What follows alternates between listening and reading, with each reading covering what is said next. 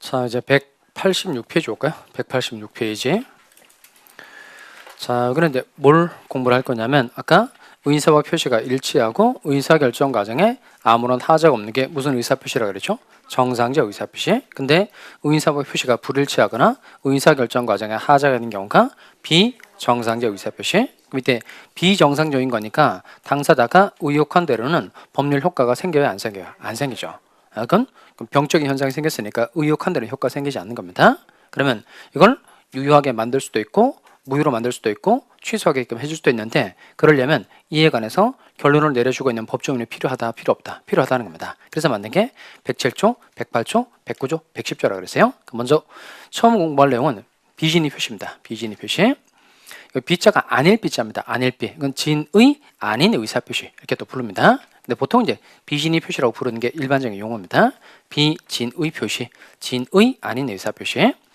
자, 좀 읽어보겠어요. 비진의 표시는 이건 뜻이 의사와 표시가 불일치하는 것을 표의자가 아는 경우 동그라미 하시고, 의사와 표시가 불일치하는 것을 표의자가 아는 경우라는 겁니다. 그 다음 비진의 표시는 이건 의사와 표시가 불일치하는 경우니까 당연히 비정상의 의사 표시인 거죠. 이걸 치료하려고 만든 조문이 107조예요. 107조. 그러면 107조에서 이 비진의 표시에 관한 내용에 대해 결론을 내려주고 있다는 겁니다. 그럼 당연히 107조 내용은 중요해요? 안 중요해요? 중요해요. 일단 조문을 천천히 좀 읽어봅시다. 107조는 1항하고 2항으로 되어 있어요. 1항, 2항. 자, 읽어보겠습니다. 107조 1항 의사표시는 읽어봅시다. 시작. 의사표시는 다시 의사표시는 표의자가 진의 아님을 알고란 단어가 키워드입니다. 알고 있기 때문에 이건 비진의 표시구나라는 걸 알게 해주는 겁니다. 알고 한 것이라도 그 효력이 있다.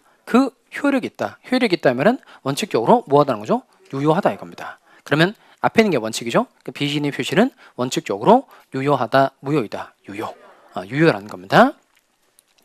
그 다음 단서 갑시다. 그러나 상대방이 읽어보겠어요. 시작. 그러나 상대방이 표의자의 진의 아님을 알았거나 이를 알 수 있었을 경우에는 무효를 한다. 그러니까 언제 무효가 된다는 거예요?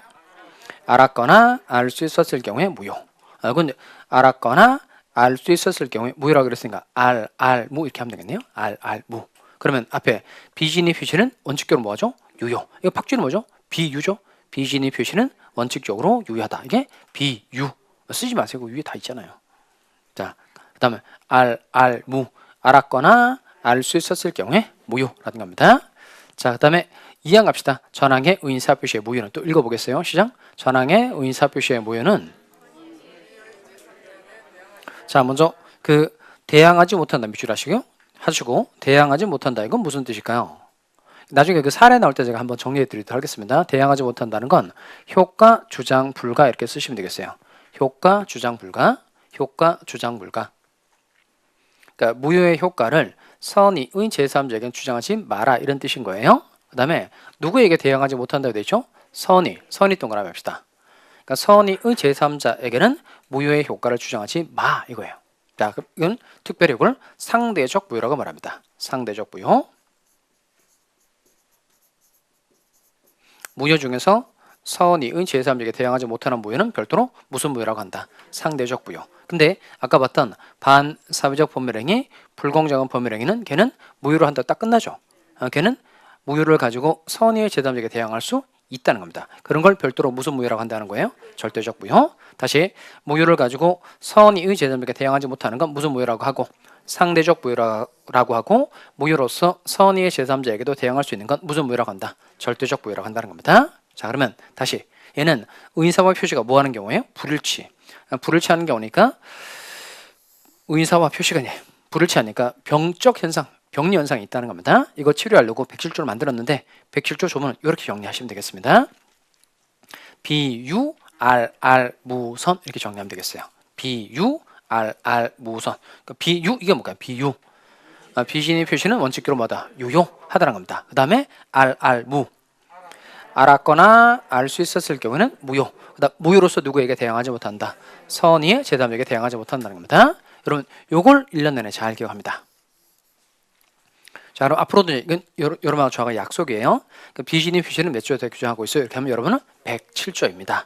그리고 107조 조문은 어떻게 돼요? 그러면 비유알알무선입니다. 사실 이 조문 가지고 모든 판례 문제하고 사례 문제가 탁탁탁 풀립니다. 그러니까 조문을 일단 정리를 하는 게 가장 급선무예요. 비유알알무선. 그다음 107조 비유알알무선, 비유알알무선, 비유알알. 비유는 뭐예요? 잘 모르겠는데요. 이렇게 하시면 안 돼요. 그러니까 비유 이거 뭐죠?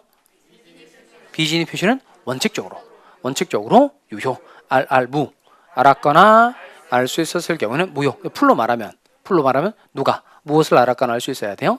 상대방이 표의자의 진의 아님을 알았거나 알 수 있었을 경우는 무효. 그다음 무효로서 누구에게 대항하지 못한다. 선의의 제3자에게 대항하지 못한다는 겁니다. 자, 그러면 이제 칠판 보시고요.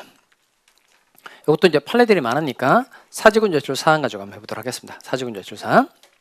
먼저 이 사람이 사립대학교 조교수야. 사립대학교 조교수고 이제 을은 학교 법인입니다. 근데 이 사람이 그 학교에서 근무를 하다가 이제 공금을 횡령했어요. 횡령. 공금을 횡령해서 문제가 엄청 커진 거예요. 그러면 만약에 이 갑이라는 사람이 이제 문제가 엄청 커져서 이제 막 다툴통이 난 거예요. 그래서 이 사람이 나 같은 사람은 학교에 있으면 안 되겠다. 그래서 자신의 책임을 통감하는 의미에서 사직을 제출한 거예요. 자신의 책임을 통감하는 뜻에서 사직서를 제출했다는 겁니다. 이때는 실제 사직할 의사가 있는 거예요, 없는 거예요? 있는 거죠. 사직할 의사도 있고 그다음에 사직서를 제출했으니까 표시도 있죠. 이때는 의사와 표시가 뭐 하는 거죠? 일치. 그리고 의사결정 과정에 하자가 없잖아요. 이런 건 뭐가 될까요? 정상적 의사표시. 이때는 갑이 의혹한 대로 당연히 사직의 효과 생긴다 안 생긴다? 생긴다는 거예요. 자, 근데 이게 내용 뭐냐면 요 공금을 횡령한 갑이 애가 사태를 수습하기 위해서, 이게 중요합니다. 사태를 수습하기 위해서 사직을 제출했어요. 이게 중요한 표현입니다. 이때 그 사태를 수습하기 위해서는 어떻게 이해하셔야 되냐면 이 사람이 이제 문제가 이제 공금 행위에서 문제가 커진 거잖아요. 그러니까 이 사람이 내가 사직을 내고 사라지는 모습을 보이면 문제가 잠잠해지겠지 이렇게 생각을 하고 사직서를 냈다는 뜻이에요. 사태를 무마시키기 위해서, 그냥 사태를 무마시키기 위해서 사직을 제출했다는 거니까 이건 실제로 사직할 의사가 있는 경우다, 없는 경우다, 없는 경우라는 겁니다. 그러면 잘 보시면 요 누구에게 사직을 제출한 거죠? 갑이 을에게. 그럼 결국 이 사직을 제출하는 건 의사표시죠. 어떤 의사표시일까요? 사직을 제출하는 건 갑이 을과 체결한 근로계약을 해지하겠다는 의사표시예요. 근로계약을 해지하겠다는 의사표시라는 겁니다. 그럼 결국 누구에게 의사표시를 한 거예요? 갑이 을에게 근로계약의 해지에 관한 의사표시를 했다는 겁니다. 자, 그러면 잘 따라오세요. 그럼 갑은 실제로 사직할 의사가 있어요, 없어요? 없죠. 사직할 의사 없죠. 그런데 사직을 제출했죠? 표시 있어요, 없어요? 있죠. 그럼 얘는 의사와 표시가 일치해요, 불일치해요? 불일치하죠. 불일치한 걸 갑이 알아요, 몰라요? 자기는 알죠. 나는 지금 사직할 마음이 없는데 사직서를 내고 있다는 걸 자기는 안다는 겁니다. 이게 바로 비진입 표시라는 겁니다. 다시 의사와 표시가 불일치하는 것을 표의자가 아는 경우, 이게 비진입 표시라는 겁니다. 이렇게 이해하시면 됩니다. 의사와 표시가 불일치하는 것을 표의자가 아는 경우가 이게 바로 뭐라고요? 비진입 표시. 그러면 이때 아까 비진입 표시는 몇 조에서 규정하고 있다 그랬죠? 107조. 107조 조문은 어떻게 돼요? 비유 알알 무선. 그러니까 이게 생각이 나면 문제가 그냥 풀리게 돼 있어요. 비유 알알 무선이라는 겁니다. 그러니까 비유 그랬으니까 이거 비진입 표시는 원칙적으로 뭐죠? 유효. 알알 무 알았거나 알 수 있었을 경우는 무효. 무효로서 누구에게 대항하지 못한다. 선의의 제3자에게 대항하지 못한다는 겁니다. 자, 그러면 이 사직원 제출한 건 유효가 될까요? 무효가 될까요? 원칙적으로 뭐죠? 유효. 원칙적으로 유효하죠. 원칙적으로 유효하고. 그 다음에 상대방 쪽에서 표의자 갑에게 사직할 마음이 없다는 걸 알았거나 알 수 있으면 무효가 되죠. 둘 중 하나 골라야 됩니다. 그럼 이 사직원 제출 사안은 유효가 되는 경우일까요? 무효가 되는 경우일까요? 유효, 무효? 유효, 무효? 유효. 그럼 이게 무효가 되려면 을 쪽에서 갑이 사직할 마음이 없다는 걸 알았거나 알 수 있었는 표현이 나와줘야 되죠. 그런 표현 자체가 있다, 없다? 없다는 거예요. 얘는 단사가 적용되지 않고 그냥 본문이 적용돼서 원칙으로 뭐다? 유효하다는 겁니다. 유효한 거니까 이 사직을 제출하는 게 유효한 거예요. 결국 사직의 효과가 생긴다, 안 생긴다? 생긴다. 이거는 갑 잘린다, 안 잘린다? 잘린다 이거예요. 그러니까 설사 자기가 잘리지 않을 것이라고 믿고 사직을 제출했다고 하더라도 갑은 잘린다는 거예요. 원칙적으로 비진입 표시는 유효이다, 무효이다? 유효. 하나만 더 해보겠습니다. 다시 칠판 오세요. 이 개념 익히고 갑시다. 비진입 표시는 뜻이 뭐예요? 의사와 표시가 불일치하는 것을 표의자가 아는 경우고 비진의 표시는 몇 조에 규정하고 있어요? 107조. 조문 어떻게 되죠? 비유 알 무선. 자, 그다음 다른 내용 봅시다. 자, 이번엔 요 근로자가 갑이고요. 우리 사용자입니다. 사용자. 근데 이게 회사 측에서 이제 경영 상태가 안 좋은 거예요. 그래서 근로자 갑에게 사직원을 제출하라. 그리고 경영이 정상화 되면 너를 재입사시켜주겠다 이렇게 얘기를 한 거예요. 근데 우리 회사이 이 얘기를 듣고 갑이 이제 듣고 합의한 게 아니에요. 그냥 듣고 고민하다가 뭐 회사 그렇다고 하니까 사직원을 내자라고 마음 먹었어요. 그래서 사직을 냈어요. 그러니까 재입사시켜주겠다는 얘기를 듣고 사직원을 제출하게 됐다는 겁니다. 자, 이게 재입사란 단어가 키워드예요. 다시 회사 측에서 일단 사직서를 먼저 내라. 경영이 정상화되면 너를 재입사시켜주겠다라고 얘기를 하였고 이 말을 갑이 듣고 사직을 제출했다는 겁니다. 그러면 이 근로자는 실제로는 사직할 의사가 있는 거예요? 없는 거예요? 없는 거죠. 자, 다시 봅시다. 그럼 이때 갑이 사직을 제출했으니까 근로계약 해지에 관해서 갑이 의사를 표시한 거예요. 그럼 갑이 의사 표시한 거니까 갑의 이름 뭐죠? 표의자. 을의 이름 뭐죠? 상대방. 자, 그럼 이때 요 잘 따라오시면 이 갑이라는 사람은 실제 사직할 의사가 있어요? 없어요? 없죠. 사직할 의사는 없고, 그 다음 사직원을 제출했으니까 표시 있어요? 없어요? 있죠? 여기도 마찬가지로 의사와 표시가 일치해요? 불일치해요? 불일치하니까 이 갑의 의사 표시는 어디에 해당하는 거죠? 비진의 표시, 진의 아닌 의사 표시에 해당한다는 겁니다. 그 다음에 비진의 표시는 몇 조에 규정하고 있다고 그랬죠? 107조. 조문 어떻게 돼요? 비유 알 무선이라고 그랬어요. 자, 그러면 이 갑의 의사 표시는 유효가 될까요? 무효가 될까요? 결론. 그러니까 이 둘 중을 골라야 돼요. 그러니까 이게 결국 비유가 적용이 돼서 결국 유효하게 되는 경우인지 아니면 알무가 적용이 돼서 무효가 되는 경우인지를 하셔야 된다는 겁니다. 그러니까 이 사례 안에 유효, 무효를 결정할 수 있는 단서가 다 주어져 있어요. 그러니까 결론을 딱 내리면 돼요. 가장 중요한 키워드가 이거예요. 이거. 재입사 형식을 취했다 그랬으니까 이 근로자가 사직을 제출했을 때에 이 회사 측에서는 갑이라는 사람이 사직할 마음이 없다는 걸 회사가 알아요? 알 수 있어요? 저는 몰라요. 알죠. 이건 안 경우니까 얘는 원칙적으로 유효하지만 무 중에 요 앞에 있는 안 경우에 해당된다는 겁니다. 안 경우에 해당하니까 이 사직을 제출한 건 얘는 유효이다, 무효이다, 무효. 그럼 사직을 제출한 게 법적으로 아무런 효력이 생기지 않는다는 겁니다. 결국 갑 잘린다, 안 잘린다? 안 잘린다는 거예요. 요게 비진의 표시는 이게 다예요, 사실. 비진의 표시는 이게 다라는 겁니다. 그러면 이거 또 한번 해봐요. 자, 그러면 이 부분이 비진의 표시의 의의를 말해주고 있는 부분이죠. 비진의 표시는 뜻이 뭐라고요?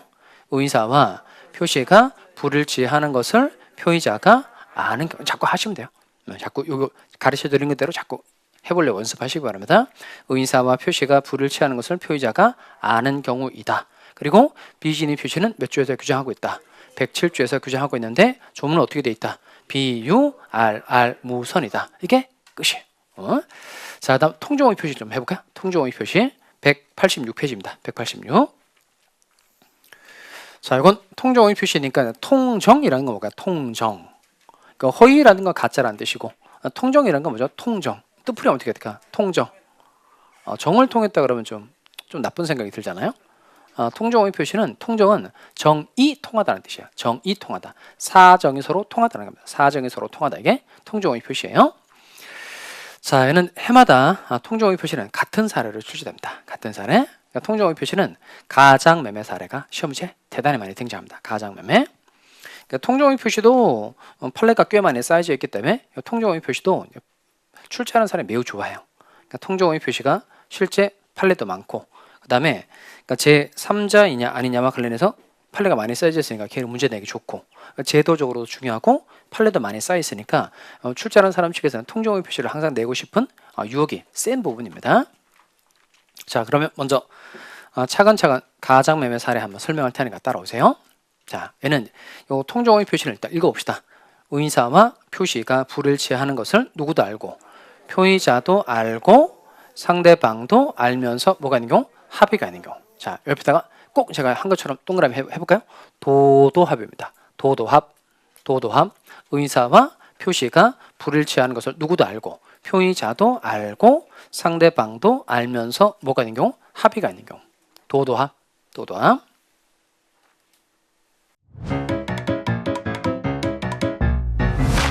에듀윌 유료 회원만의 고객 밀착 케어. 아, 뭐였지 이거? 어떡하지? 자, 제가 도와드릴게요. 누구세요? 저 애들 학습 매니저인데요. 이거 좀. 네. 자, 일로 와보세요. 자, 언제든 필요하시면 연락 주세요. 언제든지요? 아, 언제든지. 감사합니다. 밀착 케어 받아가며 합격하는 혜택. 오직 에듀윌 유료 회원에게만. 에듀윌. 아들, 엄마 그런 거 아니야. 공부하시죠. 네. 자, 그렇게 하셨어요? 자, 그 다음에 또 요 통정호의 표시는 아까 몇 조에 규정하고 있다 그랬죠? 108조. 비진이 표시는 몇 조? 107조. 통정호의 표시는 108조. 차고는 109조. 사기감은 110조. 근데 이게 그 과정 진행할 때마다 조문의 숫자가 막 달라지더라고요. 그러니까 이제 기초 과정의 통정호의 표시가 108조인데 기본 과정은 109조가 되고, 그다음 또 핵심 이론은 107조가 되고, 이렇게 막 이렇게 짬뽕되고 그러면 안 됩니다. 비진이 표시는 107조, 통정호의 표시는 108조. 얘는 반드시 조문을 기억하셔야 됩니다. 시험에 다음 중 이렇게 시험 문제 나와요. 다음 중 제 108조 제2항의 제3조에 해당하는 자는 이렇게 시험 문제 난단 말이에요. 그러니까 이 통정호의 표시가 108조라는 점은 반드시 꼭 기억나야 됩니다. 통정호의 표시 몇 조라고요? 108조. 108조. 자, 그러면 통정호의 표시는 뜻이 도도합이에요. 도도합. 의사와 여기 이게 생략이 된 겁니다. 의사와 표시가 불일치하는 것은 생략된 거예요. 자, 그럼 통정호의 표시 넣어가지고 읽어봅시다. 의사와 표시가 불일치하는 것을 표의자도 알고 상대방도 알면서 합의가 있는 경우. 그다음 통정호의 표시가 하는 조문이 108조인데요. 얘는 1항, 2항으로 된 제가 다 읽어보겠습니다. 자, 먼저 1항 상대방과 통정한 허위의 의사표시는 무효로 한다. 그러니까 상대방과 짜고 거짓으로 한 의사표시를 뭘 한다? 무효로 한다는 겁니다. 상대방과 통정한 허위의 의사표시는 뭘 한다? 무효로 한다. 그 다음 2항 전항의 의사표시의 무효는 또 누구에게 대항하지 못한다? 선의의 제3자에게 대항하지 못한다는 겁니다. 선의 동그라미 하고 또 필기를 하셔야 되겠네요. 그러면 이 선의의 제3자에게 대항하지 못한다 했으니까 이건 무슨 무효가 되는 거죠? 상대적 무효. 상대적 무효. 그리고 대항하지 못한다 밑줄 합시다. 대항하지 못한다 이건 뜻이 뭐죠? 효과 주장 불가. 효과 주장 불가. 무효의 효과를 선의의 제3자에게는 주장하지 마라. 이게 108조의 뜻입니다. 자, 그러면 이 조문 얘는 어떻게 하면 될까요? 상대방과 짜고 거짓을 하는 의사표시는 무효인데 선의 제3자에게 대항하지 못하니까 이렇게 하면 되겠죠? 통정무선 이렇게 하면 되죠. 상대방과 통정한 허위의 의사표시는 뭘 한다? 무효를 한다. 그리고 무효로서 누구에게 대항하지 못한다? 선의의 제3자에게 대항하지 못한다 그랬으니까 얘도 이렇게 정리합시다. 자, 비진인 표시는 107조. 107조는 조문이 어떻게 돼요? 비유, 무선. 108조는 통정무선. 자, 이제 펜 놓고. 자, 펜 놓고 이제 설명을 잘 듣습니다. 얘는 그 첫 번째 설명을 잘 들어도 충분히 얘는 법률 관계를 정확하게 파악해낼 수 있거든요. 그러니까 잘 듣고 따라옵니다. 그러니까 집중해서 듣고 문제 안 풀어보세요. 그러니까 별다른 쓰지 않아도 여러분 잘만 들으면 문제가 잘 풀린단 말이에요. 그러니까 집중해서 듣고 잘 따라오세요. 자, 먼저 갑이라는 사람이 건물 하나 가지고 있어요. 건물 소유자고, 그다음 A라는 사람이 화살표를 잘 봅니다. 갑에게 1,000만 원의 돈을 빌려준 거예요. 그럼 화살표 보면 누구한테 얼마의 돈을 빌려준 거죠? A가 갑에게 1,000만 원의 돈을 빌려줬다는 겁니다. 그러면 돈 빌려주는 거 계약인데 무슨 계약이죠? 금전 소비대차 계약. 밑에 돈 빌려준 A는 이름 뭐예요? A. 얘는 대주. 돈 빌리는 갑은 차죠. 그럼 밑에 요 A는 변제가 됐을 때 갑이 1,000만 원을 갚지 않으면 갑을 상으로 재판하고 난 다음에 갑의 건물에 대해서 경매 청구할 수 있다 없다? 있다는 겁니다. 그럼 먼저 요 1,000만 원을 기준으로 하면 A는 돈을 받을 권리가 있는 사람이죠. 얘는 뭐가 될까요? 채권자. 갑은 채무자. 자, 그러면 이때 채무자가 요 변제가 됐는데 돈을 이제 안 갚은 거예요. 그래서 A라는 사람이 갑을 상으로 재판한 겁니다. 근데 이 와중에 얘가 재산을 이제 빼돌리고 싶은 거예요. 재산을 빼돌리고 싶어서 자기 친구 을과 매매한 것처럼 짜고 을 앞으로 소유권 등기를 확 넘겨둔 겁니다. 그러면 이 채권자의 강제 집행을 피하기 위해서 갑이 자기 친구 을과 짰다는 겁니다. 그럼 이때 가장 매매 계약을 체결했으니까 갑의 이름 뭘까요? 짜자라고 의사표시한 사람이니까 갑의 이름 뭐죠? 표의자. 을은 뭐가 되죠? 상대방. 그리고 상대방 을 앞으로 소유권 이전 등기를 넘겨둔 거예요. 그러면 매매한 것처럼 짰다. 그러면 가장 매매. 돈 빌려준 것처럼 짰다. 그럼 가장 금전 소비대차 계약 이렇게 얘기하면 되고, 저당권 설정해 준 것처럼 짰다. 그럼 가장 저당권 설정 계약 이렇게 말하시면 됩니다. 자, 그럼 잘 따라오세요. 첫 번째 지금 매매한 것처럼 짜자라고 얘기했고 이제 둘이 합의하고 난 다음에 을 앞으로 소유권 이전 등기가 넘어가 있는 상태입니다. 그러면 먼저 갑이라는 사람은 소유권 이전해줄 의인사가 있어요, 없어요? 갑은을에게 소유권 이전해줄 의인사 있다, 없다? 이거 없죠? 그냥 짜자라고 얘기했으니까 실제로 소유권 넘겨줄 의사 있어요, 없어요? 없죠? 의사 없고. 그 다음에 표시 있어요, 없어요? 표시 있죠? 표시는 있죠. 그러니까 즉 지금 짜자라고 말했으니까 요거 표시는 존재한다는 겁니다. 그러면 의인사와 지금 표시가 일치해요, 불일치해요? 불일치하죠. 불일치하고 있다는 걸 갑이 알아요, 몰라요? 자기는 알죠. 그러면 의인사와 표시가 불일치하는 갑이 안다는 겁니다. 그 다음에 을도 함께 짰죠. 함께 짰으니까 갑에게 소유권 이전에 의인사가 없다는 걸 을도 알아요, 몰라요? 알죠. 그러면 의인사와 표시가 불일치하는 것을 갑도 알고 을도 알면 통정오의 표시가 될 수 있어요, 없어요? 될 수 있다. 그렇게 지금은 골로 가는 거예요. 아까 통정오의 표시의 뜻이 도도합이라고 그러죠. 도도합. 그 합의가 꼭 생각이 나야 됩니다. 그러니까 이게 그 지문을 보면 이게 도도합을 기억해 두지 않으면 자꾸 틀리기 쉬워요. 그러니까 의인사와 표시가 불일치하는 걸 갑도 알고 을도 알면 통정오의 표시가 된다, 안 된다? 안 된다는 거예요. 그러니까 반드시 요 두 사람 사이에 뭐가 있어야 돼요? 합의. 그러니까 요 갑이라는 사람이 요 매매 계약 한 것처럼 짜자라고 말을 한 겁니다. 그럼 이 얘기를 을이 들으면 갑이라는 사람이 자기에게 소유권 넘겨줄 마음 없이 이런 말을 한다는 것을 을이 당연히 알아요, 몰라요? 알죠. 그러니까 이것만 가지고는 절대 통정오의 표시가 된다, 안 된다? 안 돼요. 그러니까 통정오의 표시는 정이 통해되잖아요. 정이 통해되니까 갑이 짜자라고 말을 한 것에 대해서 을이 반드시 뭘 해줘야 할까요? 승낙을 해줘야 돼. 오케이, 승낙을 해줘야. 이래야 통정오의 표시가 된다는 겁니다. 그러니까 반드시 통정오의 표시가 되려면 이 단어가 꼭 들어가야 돼요. 어떤 단어가 꼭 들어가야 된다고요? 합의. 자, 다시 요거 가지고 이제 통정오의 표시 뜻 연습해 봅시다. 통정오의 표시는 뜻이 뭐라고요? 의사와 표시가 불일치하는 것을 누구도 알고 표의자도 알고 상대방도 알면서 뭐가 아니요? 합의가 아니요. 그래서 아까 제가 도도합을 동그라미 해야 됩니다라고 말씀드린 거예요. 자, 다시 원래 들어가서 그러면 이때 요 가장 매매 계약의 효력은 얘는 유효이다, 무효이다? 무효. 그럼 108조 조문 어떻게 되죠? 통정 우선 상대방과 통정한 효의의 의사표시를 뭘 한다? 무효를 한다. 그리고 무효로서 누구에게 대항하지 못한다. 선의의 제3자에게 대항하지 못한다는 겁니다. 자, 그럼 이제 칠판을 좀 볼까요? 그러면 일단 그 등기부를 좀 들여다보고 판단을 좀 해봅시다. 그럼 지금 어쨌든 가장 매매인 건 맞는데 그냥 등기 원인은 가장 매매로 돼 있어요? 그냥 매매로 돼 있어요? 그냥 매매. 그냥 매매로 돼 있고 현재 소유자로 기록되어 있는 사람 누구죠? 을이죠. 그러면 등기 원인 나누는 매매로 돼 있고 현재 소유자로 기록되어 있는 사람은 을이에요. 그럼 을은 이 건물에 관해서 소유권을 취득할 수 있을까요, 없을까요? 그러니까 등기 원인은 매매로 돼 있고 을이 현재 소유자로 기록되어 있다는 겁니다. 그러면 을은 건물에 관해서 소유권을 취득할 수 있어요, 없어요? 할 수 있다, 없다? 없다는 겁니다. 소유권 취득할 수 없는 이유는 뭘까요? 자, 그러면 일단 이렇게 생각하시면 큰일입니다. 등기가 을에게 넘어갔으니까 을이 소유권을 취득한다. 이렇게 이해하시면 안 됩니다. 그러니까 등기가 넘어갔다고 해서 소유권 취득하는 게 절대 아니고요. 소유권 취득하려면 반드시 두 가지가 갖춰져야 됩니다. 첫 번째가 계약이 유효해야 돼요. 계약이 유효해야 되고 두 번째 등기가 제대로 돼야 돼요. 그러니까 계약이 유효해야 되고 등기가 제대로 돼야 된다. 그 등기가 형식적 유효 요건, 실질적 유효 요건 다 갖춰야만 된다는 뜻인 겁니다. 자, 그러면 을 앞으로 등기가 넘어간 건 맞는데 이 갑하고 을이 체결한 계약은 진정한 계약이 아니죠. 짜고 계약을 체결한 거니까 108조 1항 상대방과 통정한 허위의 의사표시를 뭐라 한다? 무효로 한다는 겁니다. 계약 자체가 무효니까 설사 을은 등기부상에 소유자로 기록되어 있다고 하더라도 을은 소유권을 취득할 수 있어요, 없어요? 없다는 겁니다. 그러니까 왜 소유권을 취득할 수 없다고요? 계약이 모임으로, 무효임으로. 여기까지도 쉽죠?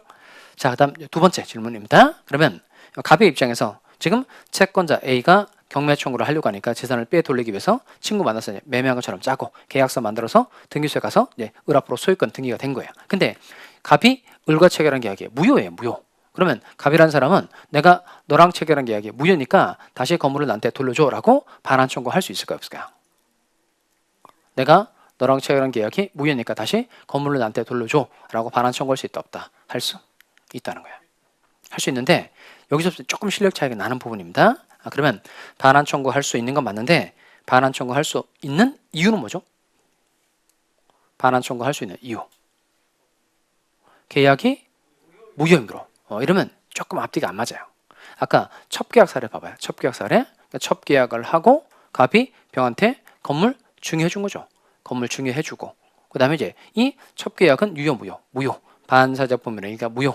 그다음 첩에게 아파트 준 건 불법원인 급여. 불법원인 급여에 해당되니까 원칙적으로 반환 청구할 수 있다 없다. 없다.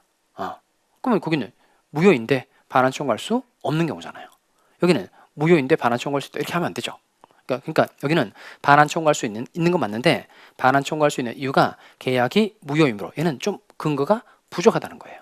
그럼 반환 청구할 수 있는 이유는 진짜 반환 청구할 수 있는 이유는 뭘까요? 이게 불법원인 급여가 아니기 때문에 그렇다는 거예요. 그러면 뭐가 불법원인 급여가 아닌 거예요? 가장매매가 아니고 가장매매 계약에 기해서 소유권을 을에게 이전해 준 게 이게 불법원인 급여가 아닌 거죠. 잘 따르고 계세요? 자, 그러면 한 번 더 해봅시다. 그럼 첩계약사를 비교를 해보면 되죠. 아까 자 3개 해보겠어요? 첩계약을 맺고 그다음 건물 증여해 줬다는 겁니다. 그럼 첩계약은 유효 무효. 반사적 법률행위라서 무효. 그다음 아파트 준 건 불법원인 급여. 그다음 불법원인 급여에 해당되면 반환 청구할 수 있다 없다. 자, 그다음에 여기는 가장매매 계약을 하고 소유권 을에게 이전해 줬다는 겁니다. 그럼 가장매매 계약이 무효인 건 맞는데 얘는 반사적 법률행위에 해당해요, 해당하지 않아요? 해당하지 않죠. 그러니까 계약 자체가 무효인 건 맞는데 이 가장매매를 했다고 해서 대한민국이 무너지는 정도까지 가지는 않습니다. 그러니까 반사적 법률행위에 해당되지 않아요. 그러면 첩계약하고 좀 다른 게 무효인 건 맞는데 반사적 법률행위 아니라는 겁니다. 그러면 가장매매 계약에 기해서 갑이 을에게 소유권 이전해 준 거 역시 불법원인 급여 있다 아니다? 아닌 거예요. 그러니까 불법원인 급여에 해당되면 반환 청구할 수 없는데 불법원인 급여가 아니기 때문에 반환 청구할 수 있다 없다? 있다는 겁니다. 자, 요거 이유를 써놔야 되겠네요. 요 위에다가 자 반환 청구할 수 있는 그 위에다가 불법원인 급여 X 이렇게 씁시다. 불법원인 급여 X. 직장 다니면서 시험 합격하기가 쉽지 않아요. 혼자 공부하면 물어볼 데도 없고 에듀윌 유료 회원은 평일 야간에도 심지어 주말에도 밀착 관리를 해주니까 의지가 많이 됐어요. 에듀윌은 합격의 지름길입니다.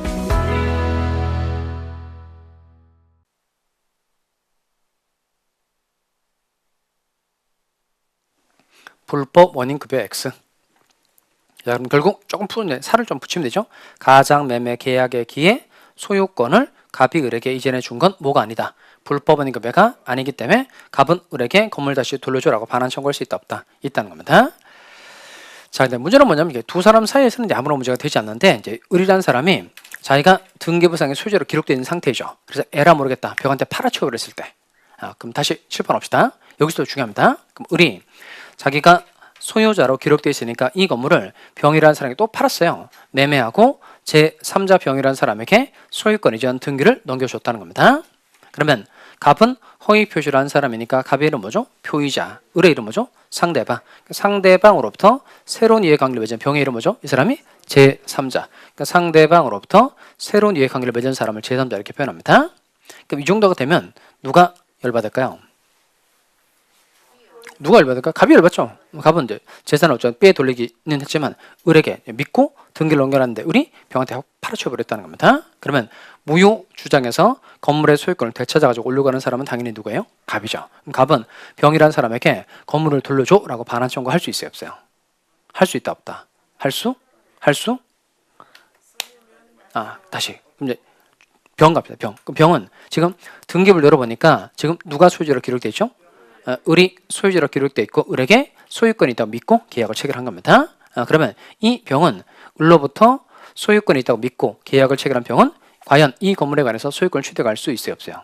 할 수 있다, 없다? 할 수 있다. 이렇게 생각이 되면 이 갑은 형한테 반환 청구할 수 없다. 이렇게 찍고 결국 결론은 뭐가 될까요? 골로 가게 되는 거죠. 그러니까 뭐가 생각이 나야 되냐면 반드시 108조 조문이 생각이 나야 돼요.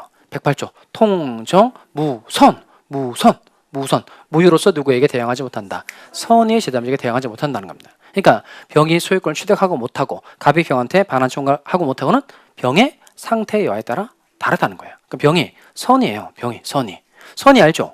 선이 병이 이제 어떤 사람이 선이죠? 이 사람 아주 착하게 생긴 사람이에요. 보니까 완전 선하게 생긴 사람이에요. 그래서 소유권 취득할 수 있어요, 없어요? 그런 뜻이 아니겠죠. 선의는 몰랐다는 거죠. 그럼 잘 보시면 뭘 몰랐다는 거죠? 몰랐다. 이거 가장매매 사실 언제 몰랐다는 거예요? 계약할 때. 그러니까 병이 을과 이해관계를 맺을 때에 가장매매 사실 모르고 샀다는 겁니다. 그러면 병은 선이죠. 그러면 108조 2항이 전항의 의인사 표시의 무효는 누구에게 대항하지 못한다. 선의의 제3자에게 대항하지 못한다는 겁니다. 그럼 병이 없을 때 이 무효의 효과가 뭐냐면 이거예요. 갑이 병이라는 사람에게 건물을 돌려달라. 그러니까 반환 청구할 수 있다는 게 무효의 효과입니다. 무효의 효과. 요 반환 청구할 수 있다는 게 무효의 효과예요. 무효로 인해서 생긴 효과가 반환 청구할 수 있다는 겁니다. 그럼 이 무효의 효과를 누구에게는 주장하지 못한다. 선의의 제3자에게는 주장하지 못한다는 겁니다. 그럼 갑이 반환 청구할 수 있다는 내용을 선의의 병에게는 주장할 수 없으니까 병이 선이면 반환 청구를 할 수 있다 없다? 없다는 거예요. 그럼 결국 병이 소유권 취득하고 갑이라는 사람 병한테 건물을 돌려달라고 반환 청구할 수 있어요 없어요? 없다는 겁니다. 이번엔 병이 악이에요. 악이. 그러니까 악이는 뭐죠? 알았다는 거죠. 알았다. 뭘 알았다는 거죠? 요거 가장매매 사실을 알고 계약을 체결했다는 겁니다. 즉 병이 을과 계약을 체결할 때에 갑하고 짰다라는 걸 알고도 계약을 체결했다는 겁니다. 그러면 무효로서 선의의 제3자에게 대항하지 못하니까 뒤집으면 누구한테는 대항할 수 있는 거죠? 악의 제3자에게 대항할 수 있는 거죠. 그때는 악의 제3자에게는 무효의 효과, 반환 청구할 수 있다는 게 무효의 효과입니다. 무효의 효과를 악의 제3자에게는 주장할 수 있으니까 갑이 악의 병한테는 반환 청구할 수 있다 없다? 있다는 겁니다. 그럼 병이 악이면 이는 소유권을 취득하지 못하고 갑이 병한테 건물을 돌려달라고 반환 청구할 수 있다는 거예요. 이해됐죠? 자, 근데 중요한 게 있어요. 그럼 이 병이라는 사람이 을과 계약을 체결할 때에는 갑하고 짰다는 걸 몰랐어요. 그런데 바로 다음날 알게 된 거예요. 그럼 얘는 계속 선인 거예요? 아니면 선이다가 악으로 바뀌는 거예요? 계약을 체결할 때는 몰랐어요. 선이. 바로 다음날 알게 된 거예요. 그럼 이건 선이다가 악으로 바뀌는 거예요? 계속 선인 거예요. 계속 선입니다. 계속 선. 이것도 중요해요. 그러니까 선이인지 악이인지 판가름하는 시점은 계약 체결 시입니다. 계약 체결 시. 계약 체결 시. 그러니까 계약 체결 시에 선이었다면 뒤늦게 이 사정을 알았다고 하더라도 악으로 바뀌는 게 아니고 계속 선인 상태가 유지가 된다는 거예요. 내 말 이해되죠? 자, 그러면 이제 문제를 하나 확실한 거, 시험에 잘 나왔던 거. 지금까지 33회 때까지 가장 많이 출제가 됐던 통정의 표시가 가장 많이 났던 이거 보겠어요. 7번 볼까요? 이건 여러분 잘 이해하면서 푸셔야 됩니다.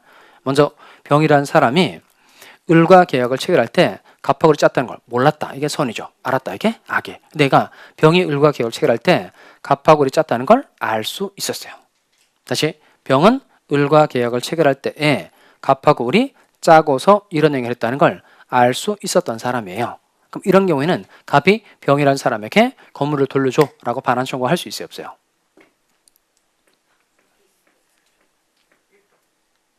다시 병은 을과 계약을 체결할 때에 갑하고 을이 짜고서 이런 행위를 하였구나라는 걸 알 수 있었던 사람이에요. 알 수 있었다는 겁니다. 그럼 이런 경우에는 갑이 병에게 건물을 돌려줘라고 반환 청구할 수 있다 없다? 할 수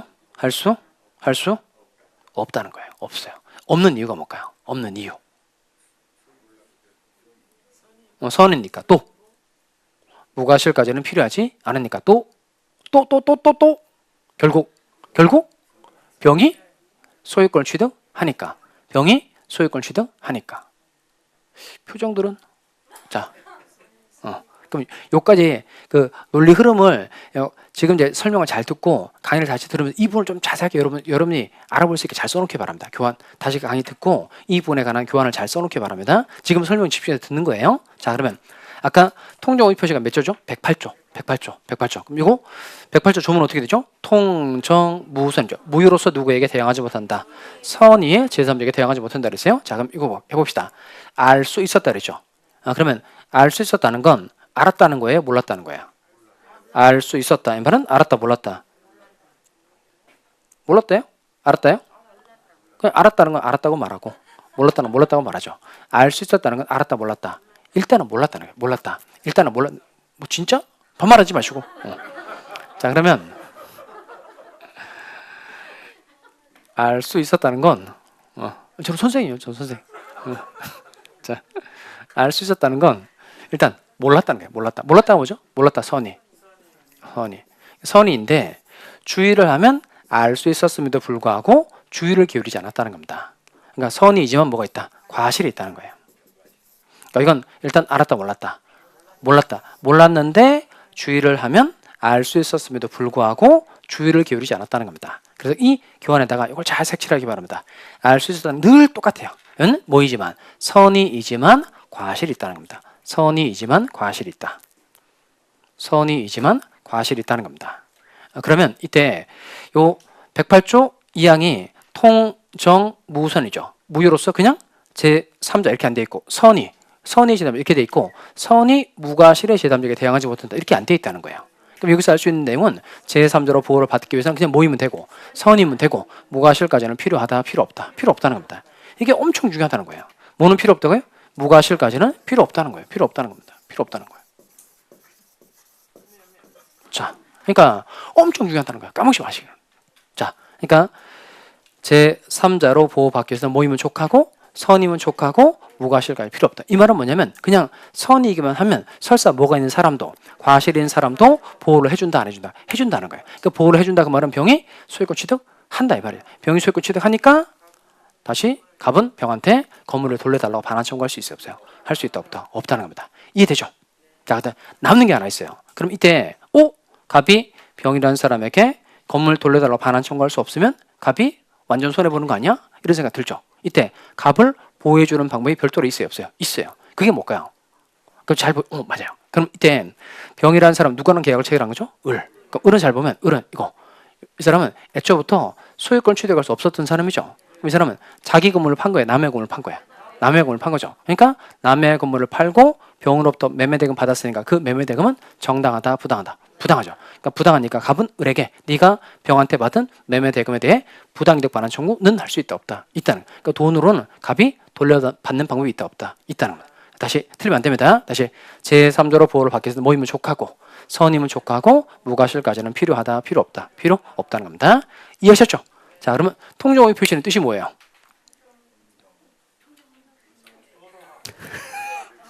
또 이게 다시 도도합 의사와 표시가 불일치하는 것을 표의자도 알고 상대방도 알면서 합의가 있는 경우 그리고 통정호의 표시는 몇 조에서 규정하고 있어요? 108조에서 규정하고 있고 조문은 통정무선이다 이겁니다. 자, 문제 풀어보도록 하겠어요.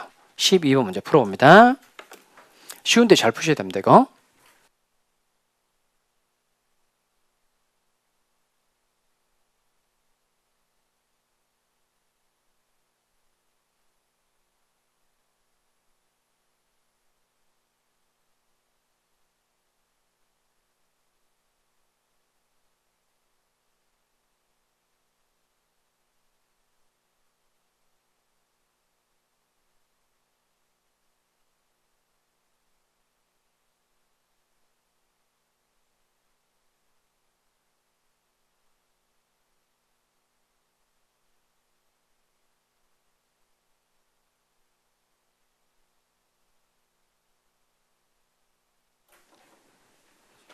자, 금방 풀 수 있는 문제죠. 자, 이건 옳은 거 고르는 거예요. 옳은 거. 자, 그럼 첫 번째 의사 표시는 항상 상대방에게 도달한 때 그 효력이 생긴다. 일단 O의 X예요. X 어디가 틀렸을까요? 항상이 틀렸겠죠. 그럼 얘는 맞게 어떻게 될까요? 이거 나눠봐야 되죠. 그럼 먼저 이렇게 나눠서 먼저 상대방 있는 의사 표시다. 언제 효력 발생하는 거죠? 이거 도달한 때 효력 발생하는 거고 상대방 없는 의사 표시는 그냥 겉으로 드러내면 된다 그랬죠. 이게 표백이죠. 그러니까 표백한 때 효력이 생기는 겁니다. 근데 항상 도달한 때 효력 생긴다고 되어 있으니까 OX, X 틀렸고 그다음 2번 의사 표시자가 그 통지를 발송한 후 발송했으니까 일단 상대방에게 의사 표시가 가고 있는 겁니다. 그런데 이거 발송한 후 사망한 경우에는 의사 표시의 효력에 영향을 미친다. OX, X죠. 영향 미치지 않아야 되죠. 왜냐하면 표의자가 사망했다고 하더라도 이 의사 표시가 상대방에게 도달하면 효력이 생겨야 되죠. 따라서 의사 표시의 효력에 영향을 미친다고 되어 있으니까 OX, X. 3번 표의자가 진의 아님을 알고 그랬으니까 이거 비진의 표시구나 라는 걸 말해주는 표현입니다. 알고 한 의사 표시는 원칙적으로 무효이다. 조문 생각나야 되죠. 뭐 생각나야 돼요? 비유 그랬으니까 비진의 표시는 원칙적으로 유효. 무효라고 했으니까 OX, X. 이거 다 기출됐던 지문입니다. 이거. 그 다음에 4번 상대방과 통정한 허위의 의사 표시는 취소할 수 있으나 끊고 OX예요. 통정 무유죠. 그러니까 취소할 수 있다 있으니까 OX, X.